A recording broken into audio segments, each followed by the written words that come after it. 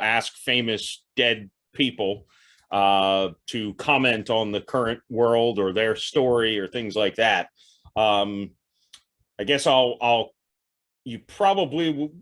assume your answer is going to be, I couldn't know unless I knew the medium. But on its surface, does that seem like bull crap, or does that seem like could be a thing? Well, here's the problem. You never know. I mean, there are a lot of mediums in history, especially during the Victorian era, that did channeling, so the person in spirit would take over their body, and they usually would do a process called automatic writing, where they just would pick up a pen and kind of get into this zone or an altered state of consciousness, and they would just write what the person in spirit is dictating. And sometimes there were people of note, and sometimes they were not.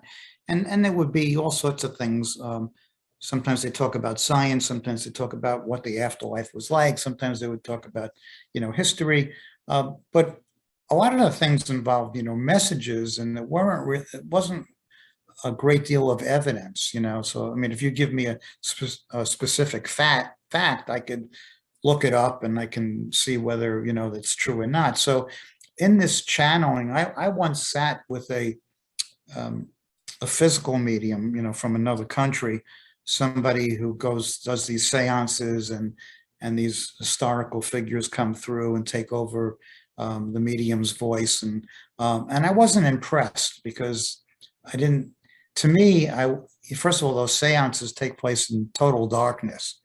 So there's a tremendous amount of fraud that could take place, because there's movement of objects and various, lights that go on and so forth. So I walked away from there saying, I was open-minded. I said, this is either one of the most fantastic things I've ever witnessed, or it's a total fraud. It's just a show, Yeah. And I couldn't make an informed decision because it's in darkness. So I couldn't see anything that was going on.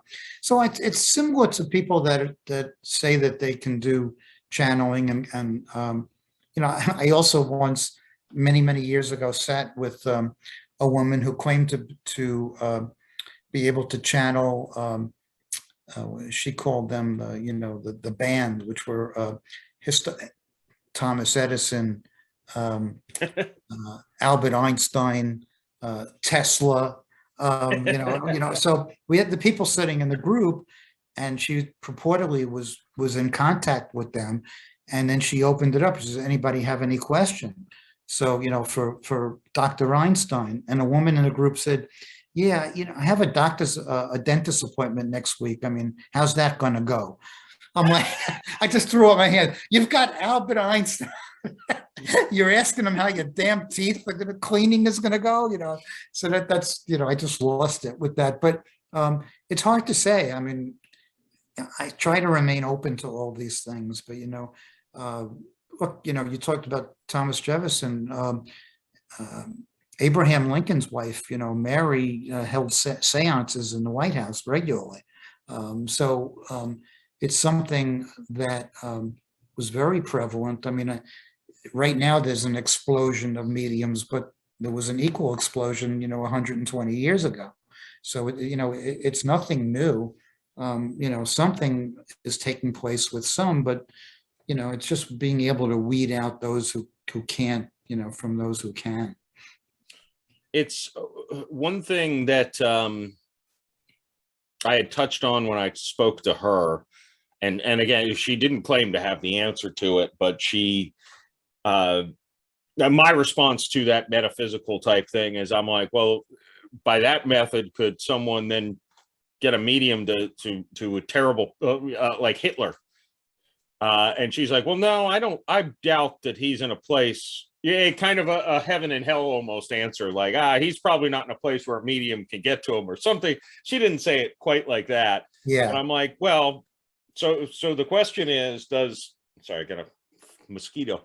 The question then is, well, do you have to live a certain, from near-death experience people, or people who technically were dead and came back, they always seem to describe when they're, moving to the next realm, for lack of a better word. It sounds euphoric, like, do terrible people get to experience that as well? And again, this could be the old school Catholic thinking coming out.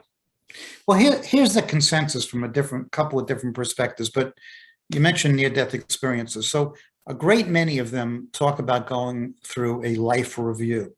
And during that life review, their whole life passes by like a movie reel, I mean, and they're seeing everything that happened in their life, but they're getting to feel, all of the good and the happiness that they brought upon others.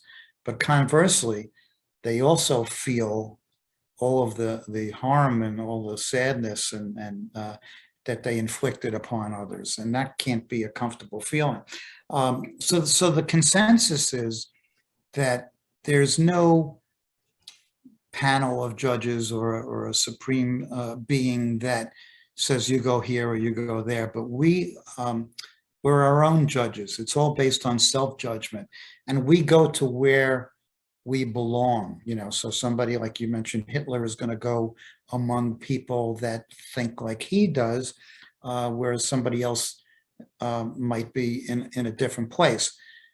Also, though, what we surmise is that even the miserable human beings like Hitler, everybody in these afterlife realms go through a period of progression, where for some it'll take a lot longer than others, but our souls, so to speak, are a conglomerate, possibly of many different lifetimes, and it's the oversoul.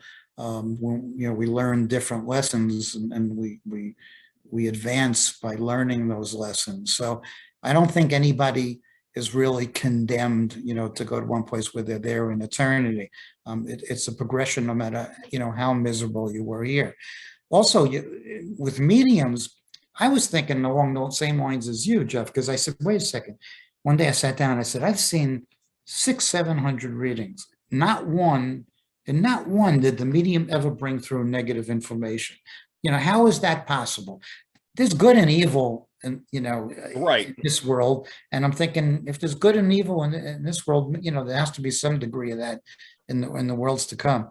When I ask the mediums, they tell me that before they do a reading, they ask the universe or their guides or whoever they want to ask to surround them, with white light, and not only allow good and not allow any negative stuff to come through.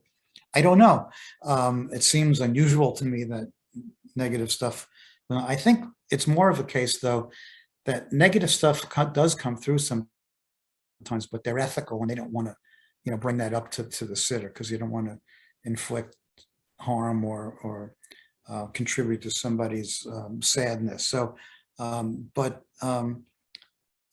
if they may be doing a reading and, mom in spirit is through the medium is telling them that their daughter, who's the sitter, has some sort of medical condition, and it's serious, and they should. So the medium might say, by the way, next time you go for a doctor's appointment, have you been for one lately?